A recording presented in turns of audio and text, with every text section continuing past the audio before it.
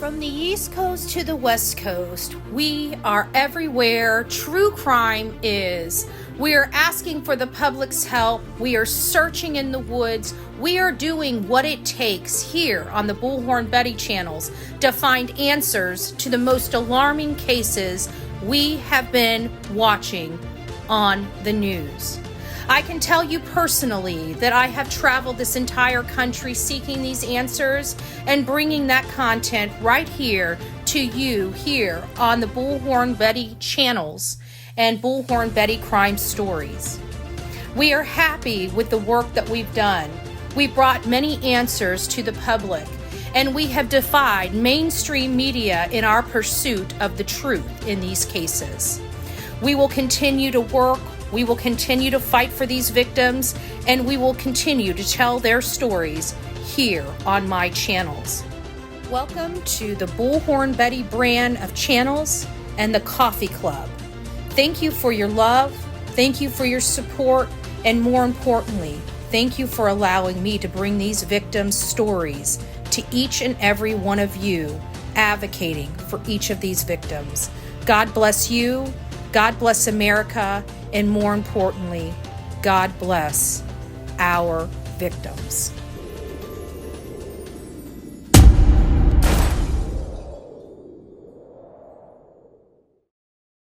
Hey guys, if you don't know who I am Bullhorn Betty, and I cover a whole mess of true crime. I am in the office, so you guys can see there's my office, my beautiful office. For those that don't know, I actually have a really nice office. See my little photo I had at the fair done of me? And if you read behind me, it says, "You will never influence the world trying to be like it." Okay, so we have all kinds of stuff back here. Some things you guys agree with, some things you probably don't. But here you go. Believe in the possibilities. Coffee. You know, we don't want to kill anybody because we don't have coffee. We are a coffee club for a reason. Just FYI, we are a coffee club for a reason. We go insane without our coffee. We go insane without our coffee. So it's nice to see everybody here today. I know you guys are looking at a green screen. I might as well put this up. Why not? We'll make him the star of the show today. Okay. So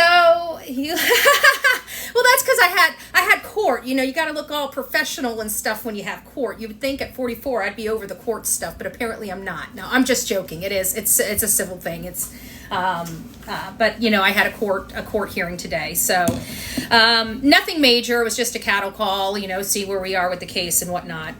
We have a lot to go over. Many of you guys know that we're here for a specific purpose. All of our purposes is for this young man right here. His name is Sebastian Wayne Drake Rogers. He's a 15-year-old autistic boy that disappeared from his home, literally from his bed in Hendersonville, Tennessee.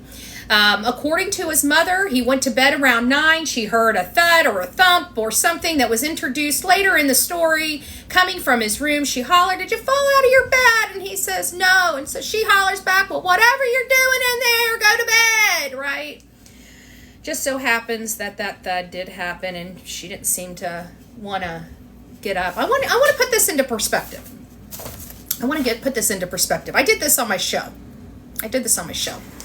So I do a YouTube channel. This is a Black Laws Dictionary. I've had it since I went to college to be a paralegal, right? So I'm thinking a thud, okay? What does a thud sound like? Because there was a lot of people that said, if I heard something, would I go check? I don't know. So I took this book. I figured this looks like a big enough book that could produce a thud, right? Or a thump, whatever word she wants to use to describe the noise she heard. So I didn't do this on here, but let's do it. Let's see if this is something that you would go look in and check in on your son for. Oops, it didn't hit right. It hit on the bind. Hold on.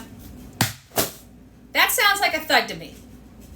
I don't know if you heard something like that, if you seriously would not get up and go check on your child. Let's do it again for those that are coming in. Big book. Okay, obviously not a 5'5", 120-pound boy, right? But if I heard a thud, would I go check? I don't know. You guys listen. Would you go check if you heard something like this? Didn't do it. I'm marking up my whole... That's a thud. So, my ink from the book on my tile. I got a little, you know, like when you wear heels and stuff and you get those little skid marks. I got a red one now from the red book. It hit right on the it hit right on the side of the book. See right there? It didn't hit right. It didn't hit right. It didn't give you that thud sound. But you guys got to hear the thud sound. So just asking you guys, would that be something that you guys would, go check in on if you had a disabled son? I mean, I would think hearing something like that, I would probably get up and just check, right? Especially if I have a child that has problems laying down and going to bed. Oh, thank you, Val. God bless you. So that kind of just brought me to a point like, okay, so what, why wouldn't she go and check that out? But, getting back to the timeline, that happened around 10 p.m., according to her. I'm not sure how I feel about it, if I believe it. Oh, thank you. Look at the beautiful lights down there. That's nice. Thank you. God bless you.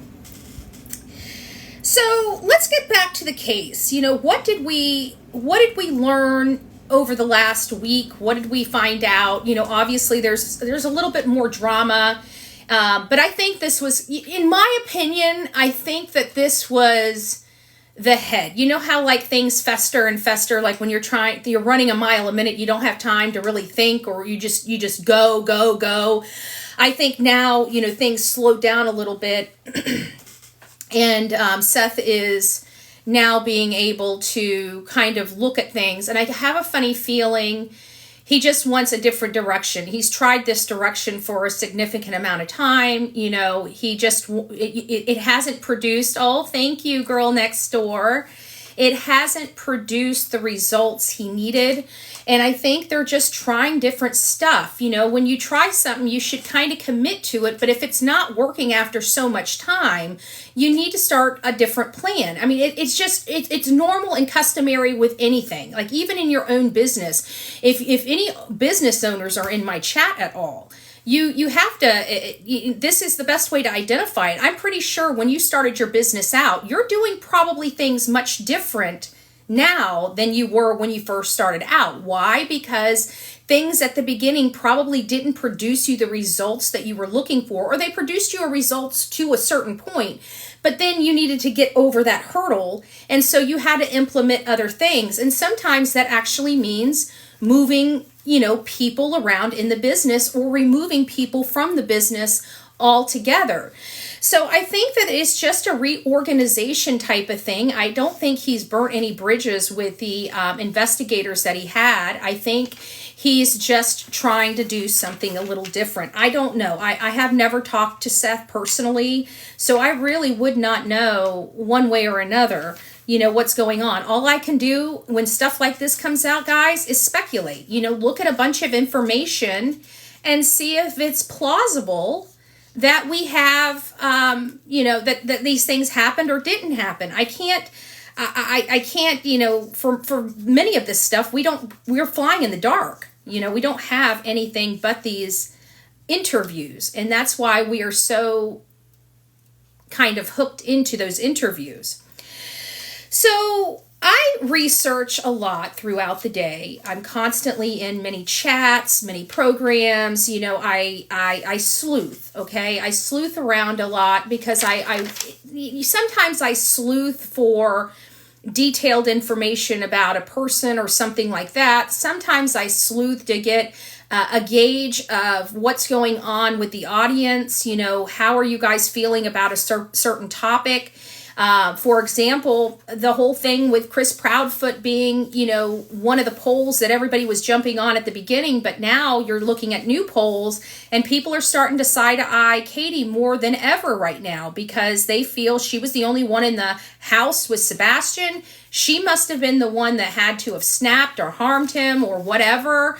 We're hearing from the Nancy Grace show, which had to be, redacted out, was the statement that Seth made to the polygraph examiner about why what he believes may have happened to Sebastian in the care of his mother. And of course, that was really, really wild. It seemed like they picked and chose which one they wanted. It sounds like, according to Seth last night, he made several statements of what his possibilities could be. So I have to think that he's kind of like we are, where he has several theories and he's just seeing which one is going to hold the most water.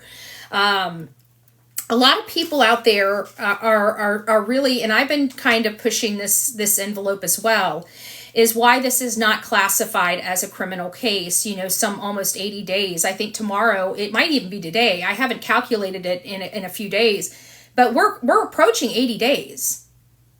We're approaching 80 days. And we have been ghosted by law enforcement. We've watched Chris and all of his shenanigans here on the streets of social media. We saw some infighting, from the investigators, which brought all the infighting public, to a case that didn't need drama or additional attention, not that kind of additional attention. And then we also have another internet PI that says, once again, he's the one that likes to go in, come out, and have people beg him, oh, please stay in the case. This Yahoo, another internet PI that just causes problems. He's got SARS training. Okay, so what? He's got some mapping capabilities. Okay, so what? But all the drama that he brings in these cases, I'm sorry, I could live without both of his, possible, whatevers, his probably the top of whatever he does, right? And so he's out there throwing shade on Seth. I don't understand how all these people that say they care about Sebastian Rogers' case, say they care about Seth, how they can all sit here and be attacking Sebastian's father, his biological father, his grandmother, and everything. It sounds like a whole bunch of butthurt people that didn't get the time or the attention that they wanted. So now, because I, again, don't like internet PIs, because of the bullshit and drama that they bring into these cases. And yet again, this explains perfectly. Because you had Heather first, then you had,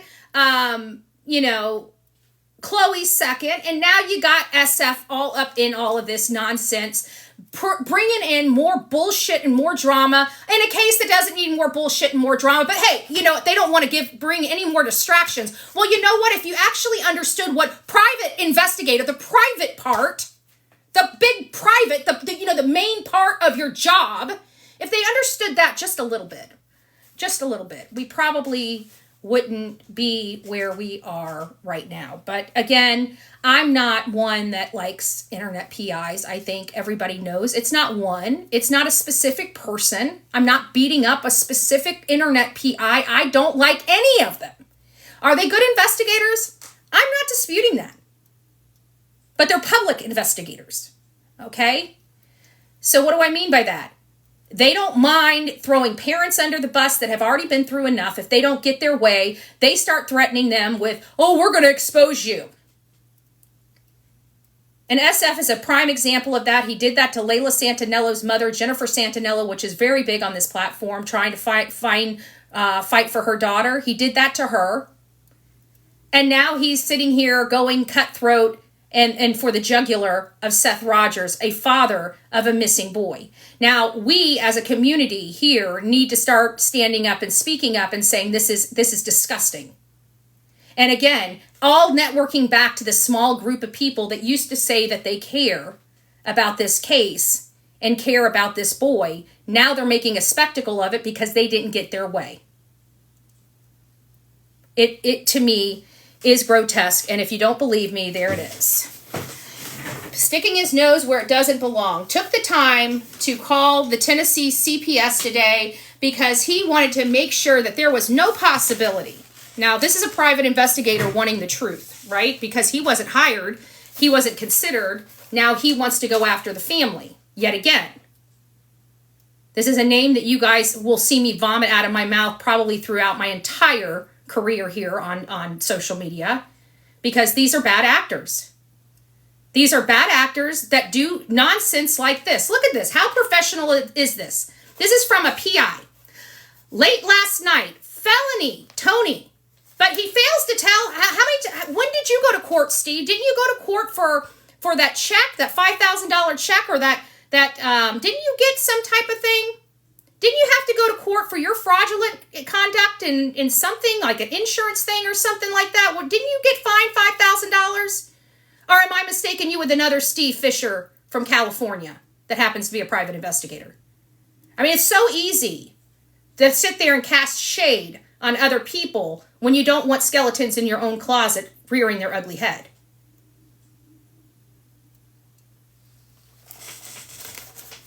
So there you have it. The proof is in the pudding.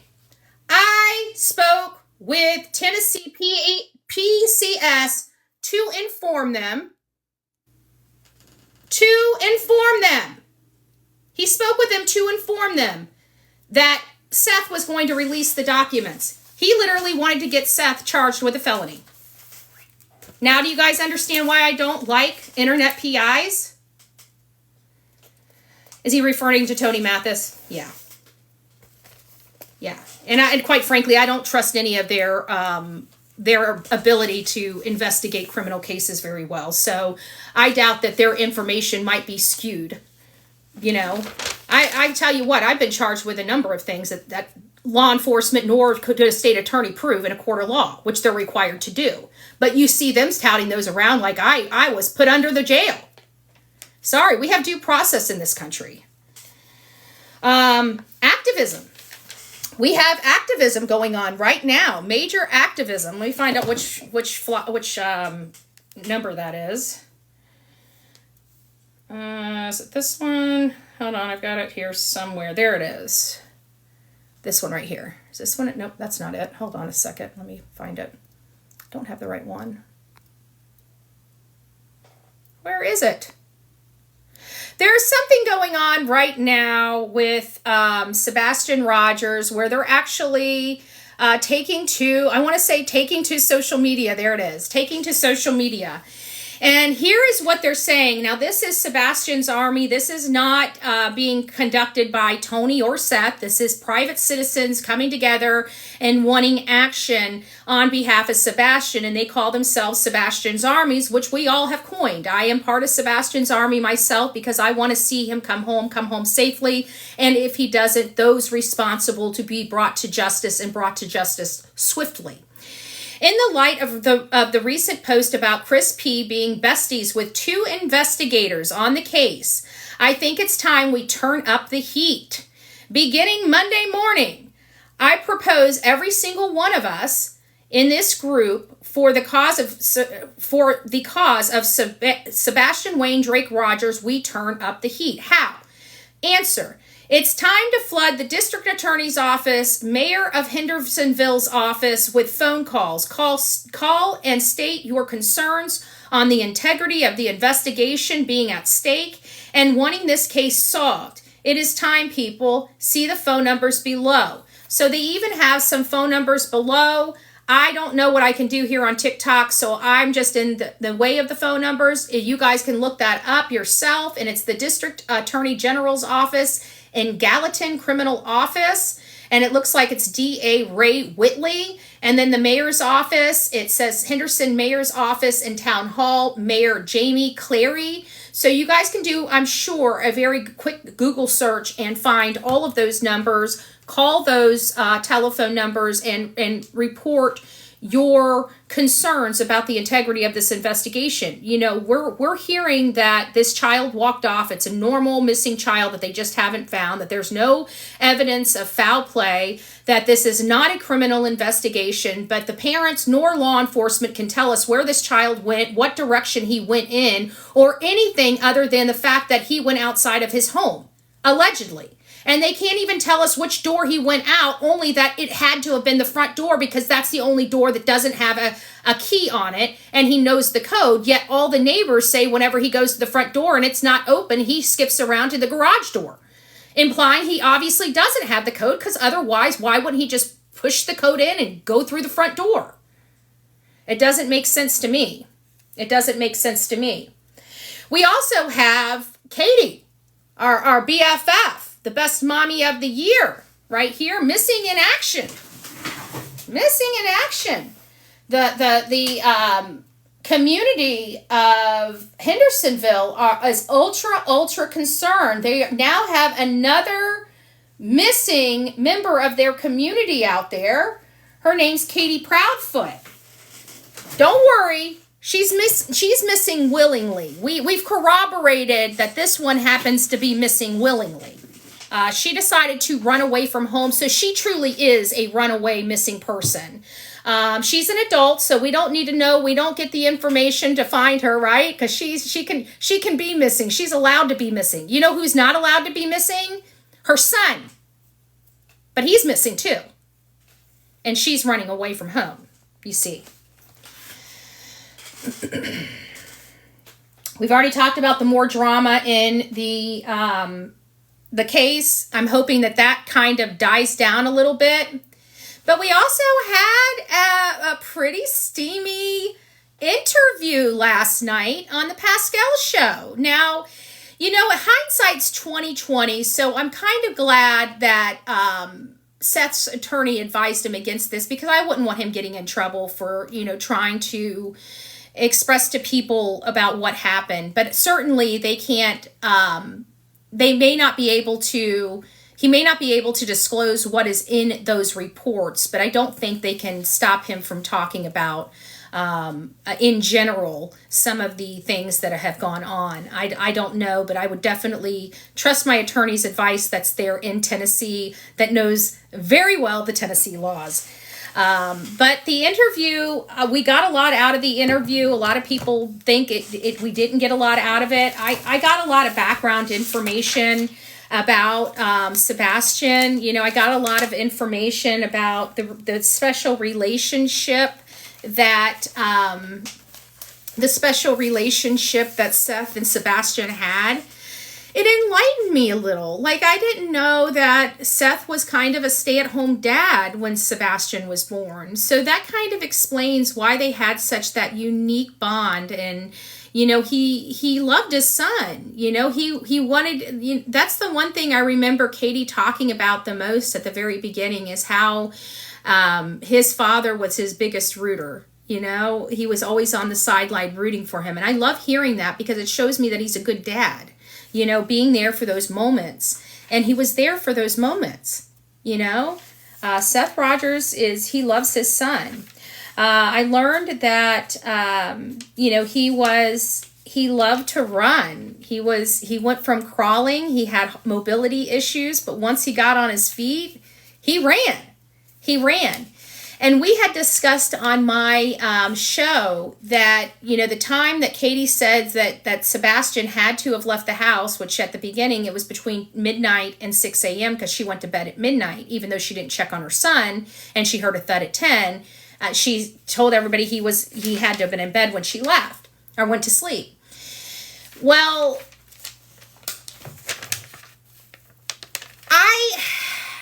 there is an issue with, like, their search perimeter. We brought it up on my show on YouTube and we calculated, and I calculated it about 20 or so minutes a mile, you know, because I figured that's a brisk walk. I had no idea that if Sebastian's going anywhere, he's most likely running, and he's most likely running at high speed, which changes the dynamic of the miles he could get on. The reason why I'm bringing this up is because I brought up early on that, to me, it feels like that 5-mile radius. It feels to me like he would have been outside of that radius if they applied all the factors that he could have left at midnight. He would have been outside of that 5-mile radius. In my opinion, that radius should have been much larger to equate for the timing. I mean, he had 6 hours. 6 hours, you're talking about, you know, 3 miles, and it's in 3 miles an hour. So you got about 18 miles. And that's just casually walking. 10 miles maybe. Yeah, I mean, you're still, they only did a 5-mile radius around that. So if we applied that, and he technically did walk out of the house, he would have been much further. But it still comes down to the fact of, how did he miss all the cameras? He missed all the cameras. There's cameras he had to have walked on a road. There has to be a store he had to have passed. There had to have been something for them to still be here, you know, 80 days later, almost 80 days later, right around 80 days, and still not have a good path of where he could have went if he left that house, to me, is problematic. And I think the reason why they can't have a press conference is because they're going to have to try to answer or dance around a bunch of difficult questions, because I don't think they can clear anybody. And I think at this point, no matter what they say, it's going to point at two specific people. And I think it's going to ruin their ability to be able to speak to them more without them lawyering up. That's my personal opinion. Do I know that for a fact? Of course not. I know none of this. I wasn't there. To be honest with you, if you want the truth of it, everything that's coming out of my mouth could be completely untrue and speculative. I don't know. I wasn't there. I'm just going off what people that were there said. And you know what? We're finding out truthfully, they're full of what. Gloves are off because of I thought it was because of the threats that Chris had been wielding against everybody. I really truly thought that it was the threats that caused Seth to say, I'm no longer going to be willing to work with Chris and Katie, but it wasn't. Even though it all kind of came at a head at the same time, what he basically stated, which was interesting to me, is that Chris stated he wouldn't work with Tony. It showed that the path that Chris was taken was different from the path that Seth was taken. Seth wants to find Sebastian, and it seems to him that Chris keeps throwing monkey wrenches in trying to find him. It doesn't seem like he's really eager to try to find him, was what the implication it sounded from Seth. And Seth is tired of playing these games, and who can blame him? They were disgusted that Chris called into a show acting like Billy Bob Thornton and basically making fun of an autistic boy, meanwhile having a missing autistic boy from his own home. It was very disgusting, and I think that was a final straw for Seth. They stated that Chris is not a good guy. That's what they stated. Obviously, they were eager to let some information out on the DCS reports. The DCS reports haven't come to light, and Seth's attorney provided him some guidance, some legal advisement not to share what he learned from those records. But what he did share is that, and this is stated by him, is I know what happened in that house. So no matter whether we know, at the end of the day, the objective is to get Seth informed, right? If we get informed in the process, that's great. But at the end of the day, this isn't about us. This is about Sebastian and his family and getting them their answers. And this is one step forward for Seth to have answers, even though we can't have knowledge of them. At least he does. And that's the silver lining and the key takeaway in those Department of Children and Family Services. Trust me, I'm nosy. When it comes to these cases, I stick my nose where it absolutely doesn't belong. Do I want this information? Am I dying to know what real monster Chris is? Yes. Yes, I am. Yes, I am. But there is a reason why they keep these things confidential, and we have to understand why. There's obviously heightened emotions, even when it comes to children that aren't, say the parents, like just Seth's. It can enrage a community. And when you have people that are enraged or have emotions that are attached to an action, because let's face it, there's a lot of people that have been abused in their life, so they take offense when they hear this, and they could literally go off, and you take, next thing you know, you've got a lynch mob in the front of their home. That's not what we need here. So there are reasons why we have the laws in place that we do, and the confidentiality that's needed for these cases. Now, I wish that they find a way to, because this hinders my ability to do a check and balance on this very government organization, because of the way they handle their paperwork and their business, i.e., they use their names and stuff like that instead of taking them, turning these people, these cases into numbers, so we're completely oblivious of who the person is, and we can still do our checks and balances to make sure that the governmental agency is doing their job and doing it correctly. I'm working on changes like that, but it's going very slow, as you can imagine. Nobody likes change, and nobody is ever, like I said, I'm not going to get into a political conversation, but we have money that's going everywhere but into our children. So that's really kind of where we're at with this. And then I'm just going to get into other topics. Sorry, I've got to get this all up here, because I got to follow it with this, because I got to see it on here and be able to read it on here. So we have a few things going on here, and I think this is it. Hold on, let me find it. Mysterious. I think it's this one. Is this one it? Yes, this is it. So this is one that I found. This was from a little while ago, but probably a couple days ago, but I did like this. I just hadn't had a chance to go over it with you guys. And it says, I don't understand why this case is not considered criminal yet. This child by himself didn't run away, especially with him having autism. We all know this is criminal. Why is it taking so long to become a criminal investigation? I honestly don't know. You guys know how hard it has been for me. I have really, really, really, truly tried to bring awareness to this. And I have been unable, to get any movement. Law enforcement, they really just don't care. It's sad, because I feel like they should be able to handle the public as well as handle the investigation. And it just seems to me in Hendersonville, they can handle one or the other. They can't handle both.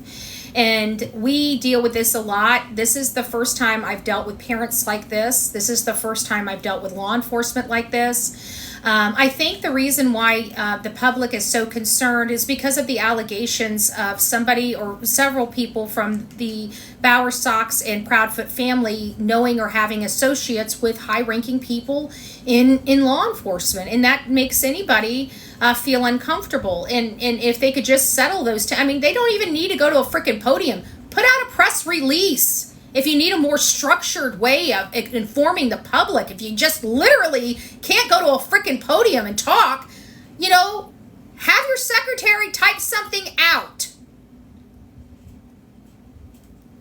For everything holy. Does anyone think that it's odd that Seth can't talk about the CPS report regarding his child, which he shouldn't? Yet nobody has a problem with Chris sharing his version of what happened? I thought that this was very, very important, because all these people that say they care about this case sure tried to shut Seth up. It seems like he had a lot of wolves behind him, if you ask me. Wolves in sheep clothing. Because as soon as things didn't go their way, they sure did rip off those sheep clothing and start attacking him. And I find it problematic for me personally. But don't worry. I've got a book, right? Their names go in a book. I'm sure we'll circle around to them. We already circled around to one already that's been in this book for a while, since the Kylie Rodney case. I just think that this is why we don't mess with internet PIs. You guys see people in there trolling in those Facebook group trying to find clients. You warn the people. You warn these families. We'll raise the money to get them a PI in their own community. If that's what we need to do, that's what we need to do. If that's what we have to do to protect these cases and to protect these families, then that's what we need to do. This where they have no money and they're just looking for anything, anything. And they're so desperate, right? They're desperate for answers. They're absolutely desperate for answers and willing to do anything, even work with somebody that they know little about, that really has no reputation other than a public mouth. It's hard. It's hard. I'm not going to keep beating it up. You guys know Smiley's World. If you don't, Smiley's World is one of the YouTubers that had the Proudfoots on. I think she did the 4th or 5th interview with them. So they did the they did the green shirt interview, the hands interview, then they did Chronicles of Olivia interview, and then they went on Smiley's World. Smiley's World was when we learned about the Department of Children and Family Services being in the Proudfoot's life, because she point blank asked Chris. Chris wanted the tough questions. He wanted to get the tough questions out of the way. So she started hitting him with the tough questions. And he expressed this one incident that the Department of Children and Family Services were in, when he gave one lick to Sebastian, and only one lick. And Sebastian's the one that was an embarrassed 15-year-old that ended up getting in trouble. The department, whatever investigator brought him out there, took Sebastian aside and basically told him, you can't do this. You will get in trouble if you continue to do this, right? And we're all thinking, I've never heard a Department of Child Department ever say something like that to a autistic child. They might be written up. They may even lose their job, because that's a little, to me, barbaric, especially with a special needs child. So I don't believe it. So Smiley World says, and she hashtagged Chris Proudfoot in this, we see you. We still see you. We don't need to know what is in the minor's sealed report to know what or who you are and who you and Katie were as parents. You showed the world before you came public, before we heard you. Then when you inserted yourself to us, you showed us all on live interviews, post and chat calls, both private and leaked. Everything from dating back to CA when Sebastian was in your care to allowing RSOs in your home and a lot more things until he disappeared. We see you and Katie Proudfoot. That's a very strong message from Smiley's World. Very strong message. And we do see him. And that's one of the things I told, Don Wells belly to belly when I was out in front of his job. I told him, we know you know that we know. And that must scare you really bad. Of course, he tries to put on the sweet, oh my God, they're so mean to me. I love that. The victimology, the victimization, right? I'm the victim. I've got the missing child. I can't keep track of children, and I can't be nice to children, but I'm the victim. It's so Don Wells. I'm the victim, Chris and Katie are saying. I'm the victim. Everybody's being mean to me. He just walked out the door. We don't know why. We were the best parents in the world. I just watched the Pascal show with Seth and Tony. I'm trying to figure out about the dash cam footage. Are they saying LE has dash cam footage of Sebastian, or just something around his disappearance? Great question. I have no idea. This is the first we learn that there is dash cam footage that law enforcement has. We don't know what kind of dash cam footage. Was it from their own patrol cars? Is it from somebody else's? It's very vague when it comes to that. But you know what? We'll take videos, right? We'll take videos. Something moving the ball in the right direction is good for us. I don't care as long as we know that there's something. But, we also have to go back to Eric Craddock, and he said, including TBI on TBI's website, old footage from Katie's vehicle. Interesting. I wonder if what I remember is when I was 20-something, I bought my first home. I had to rent the rooms out to make ends meet, right? It was kind of like a dorm lifestyle inside of a private family residence, right? But it worked. It worked. And one of my I was adamant about not renting to friends. I don't know if that was good, bad, or indifferent, but I just felt like renting to friends could always end bad. So I'd always rent to people I didn't really know that passed background checks and stuff like that, that's just how I was taught. If you want to lose a good friendship, get and do business with them or whatever, whatever. So long story short, I had one person there, and he did garage doors. He rented one of the rooms out for me. I can't remember which one, but he did garage doors, and he was a young kid just getting into business or something like that. I think he was like 19 years old, but they gave him a company vehicle. In that company vehicle, they monitored his speed. They would literally get notified if that vehicle was it was working after hours. They would write him up if he went over the speed limit, whether he got a ticket or not. They monitored. They had all these bells and whistles in this company truck that tracked it, that monitored it's and I keep wondering, is Brinks like that? Do they have those those types of equipment in their vehicles as well. Because if so, what if Katie's work truck moved or was used or something like that? We don't know. I'd have to think that people would have noticed it moving, but everything's on the table, right? Everything's on the table. Yeah, that's going to be on pause until this gets figured out. Yeah, I know. Here's another one. Did anyone look up or mention if Ellie was ever called before Sebastian went missing, like for a domestic call? The problem is in Tennessee is you have to be a Tennessee resident to get their public records. If you get public records from Tennessee, and they don't have to. They could, they can send them to you, but it's a good way for them to deny the request is that you're out of the state of Tennessee. So in this case, I bet you a lot of people trying to get this information are being denied, not because of the ongoing investigation, simply because they're not a resident of Tennessee. So for me, I can't get this. I was hoping to go down there and get it when I went into town, but obviously I'm having some issues here and can't get there and have not been able to get there for a significant amount of time.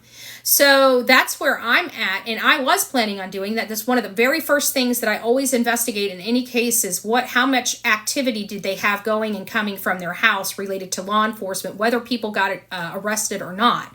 What kind of calls went in there. And so the only time I've been able to successfully get records from Tennessee was while I was literally sitting in Tennessee. Everything else has not been able to produce me any real results. For everybody wondering if Seth had to sign papers when he received the CPS records, yes, whoever receives those papers would have had to have, something signed since Sebastian is a minor. It's a felony to share them. So now you guys understand. Now, and share the documents, yes, but I don't know if they can prevent him from speaking what he's learned. Because you're talking about a First Amendment right. This is his son. And while he can't share the official documents, I don't think they can preclude him from speaking about them. I don't know. Again, that's something only his attorney can possibly advise him on. And it sounds like his attorney advised him to keep his mouth shut when it came to this. This is the one that kind of hit me a little hard, because we've been talking about the lack of information coming from reliable sources such as law enforcement. And this says, Sebastian is still missing. The case is going nowhere but cold. What should be done differently? I like this particular post because if you know anything about me, I hate people that just sit around and complain all day long. If you're going to sit there and complain, please find a way to fix, right? And so this person here, which is Tom, he's an admin. He's the one that I did the funny. This is the guy that always has the funny posts in the morning. That's right. Tom Crotty. And so he's coming here and saying, we see a glaring issue. What can we do different? I love this. I love this part. This is getting people to respond. This is getting people to think about what we could be doing different. And to be honest with you, it made me stop and think, what could we do, right? What can we do different to help move this into the right spot? So I'm going to move out of my way. Thank you, Elaine. And this is my response here. And I said, I think we need to focus on the path of the Proudfoots and Bowers socks and start looking at maps. We know who to look at now. Now we have to apply that to maps. He's somewhere they have been. Just my opinion. And I like Tony too. I think he's nice, and I so far I liked how he handled two major issues. One was the Nancy Grace when he made Seth get completely off her show, drop because she was going into an area that they had already discussed, that they had stuff signed, and he pulled Seth off there. So he knows how to say no. I love that. And then when the leaked audio of the threats that Chris was saying, he was very clever in how he expressed what happened, because nobody on the team was at fault. And he wanted to make sure that everybody, all the volunteers and everybody on the team that was a privy to that call did not leak it, period. And I loved, because they obviously know who would have leaked it, right? I know who would have leaked it. I've said on here who would have leaked it, or who had leaked it. But it was the way he answered that question. He didn't throw anybody under the bus, and he cleared everybody.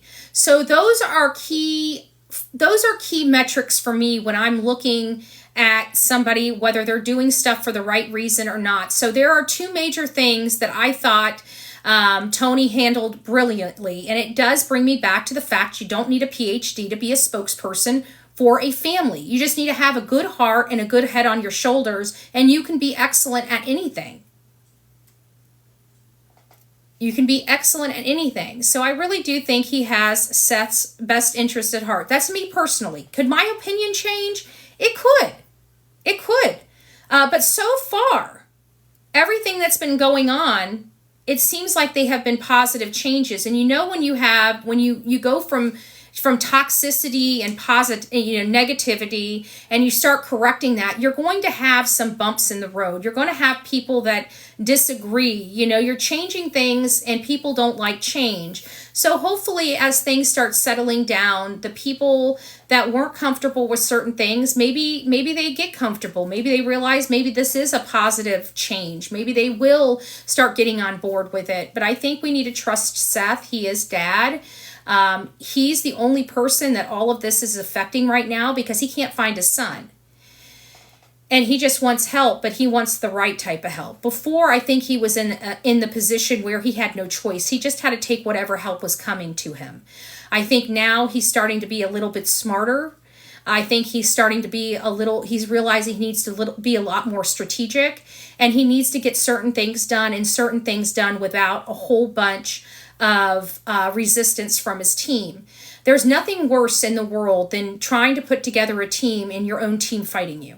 There's nothing worse than that. It's literally hitting your head against a hard surface. You can't get anything done because you're spending more time trying to justify your actions than getting a team that's just willing to execute them. So I kind of understand that, because I've been there. I think anybody that has worked for a company that's had, people under them, or had to work collaboratively with other people, understand that dynamic. So I don't think that this is necessarily the worst thing in the world. I guess only time will tell. And if things aren't working out right, the good thing is that it can be corrected. I don't think they're going to get the secret sauce in their first shot, is all I'm saying. They're going to have to play around with this until they get a good, well-oiled machine and the right people in the right places. And we're going to have to watch that throughout this. And I hope we don't blow it out of proportion or create additional drama that doesn't need to be here. But in the grand scheme of things, I do think that our answers are in the maps. Our answers are in those maps. Our answers are in somewhere Katie and or Chris were at. I think that if we really want to help this case, we'll start getting back to the maps. We'll start doing through process of elimination. People that know this area, help the people that are good with maps. Help them understand. Because, some of these people that are excellent with maps are in a different country. Okay? They're not going to know the dynamic of that area. So if you know it and you see somebody, help them. Guide them, send them the information. If they get something wrong, lovingly, because I'm sure that you got to understand, a lot of people don't realize you can't tell the context of messages. And for creators that come out here and do this and go out and search and stuff, they're constantly attacked. Believe it or not, they're constantly attacked. So sometimes when you're just trying to be friendly and say a constructive thing, they're thinking you're a troll and trying to be nasty to them, because that's been their experience. So even though you're not a troll, you're like, they called me a troll. It's because that's how they perceived your comments. So just, be mindful of that when you're sending it. Say, tell them, I'm a fan of your show, right? I'm a fan of your show, but this is wrong. And I just didn't want, I wanted you to see the information. So they gives them an ability to fix it without being feeling like you're attacking them. So I know I've had that in the past when I was attacked by everybody and somebody was just trying to give me love, just help me out lovingly, and I'm like, So just be get cognizant of that as well, right? Just be cognizant of that as well. So we definitely want to get the drama out of this case, but I don't think, at the end of the case, I don't want to take all the drama out, personally speaking. I don't think it would be good for the case. What do I mean by that? I'm a realist, okay? I am absolutely a realist. I've been doing cases like this for a number of years. I know what works and what doesn't work. And they're in order to keep these cases out there longer, and that means avocation for the child, as crappy as this sound, it is true. You don't have to believe me. You can beat me up. It doesn't matter. It doesn't change the fact that it's true. Okay? Having that drama is what keeps people engaged. So we want a little bit of drama, but we want healthy drama. You see what I'm saying? We don't want detrimental drama that's going to be detrimental to the case, but we want drama enough to keep people's attention in the case, so it can stay up here longer, so we can advocate for this child on a longer pace, right? So I would never, ever, ever in a million years say that drama in the totality is bad for any of these cases, because I truly, in my heart of heart, don't believe that, and would never tell you guys something I truly do not believe. But I think that there is a level of drama and chaos that can really be toxic for a case. And I think that is where this case was heading. It was there. And I think that this is good, because while we need some drama in this case to keep it interesting to the audience, because let's face it, it's the audience that keeps these cases alive. I don't think we need toxic drama. Does that make sense to you guys? Because that's the only way I can really explain it without people saying, oh, she's a drama queen. No, I'm not a drama queen. I just really care about these cases, And we want these cases lasting out here as long as possible, because at the end of the day, these are real families. These are real lives. And for those that are here to help, sometimes helping is, a little uncomfortable. We got to talk about things that we don't really want to talk about. I mean, I would love to put Sebastian's name up here and just, talk about all the wonderful things about Sebastian each and every day. But people wouldn't tune in if we did that.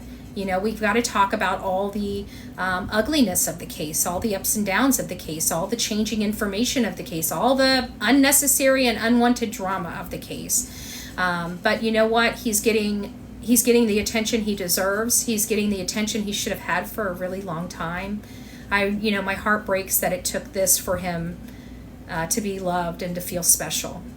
And that's it's a little hard for me to grasp, and it's just one of those day lates and a dollar short for this kid. And his dad's very hopeful, though. That's the one positive thing that I think I took away is his dad's love for him, and the hope he still has that his son's going to be brought home happy and healthy. And I want to make sure that we, tell everybody about that. He's very hopeful. He believes in miracles. He's praying for a miracle. Certainly many of us can get on the bandwagon with that, I know I'm the bearer of bad news because, again, I'm a realist, so I talk about the reality of the cases, but don't ever think I'm not hopeful.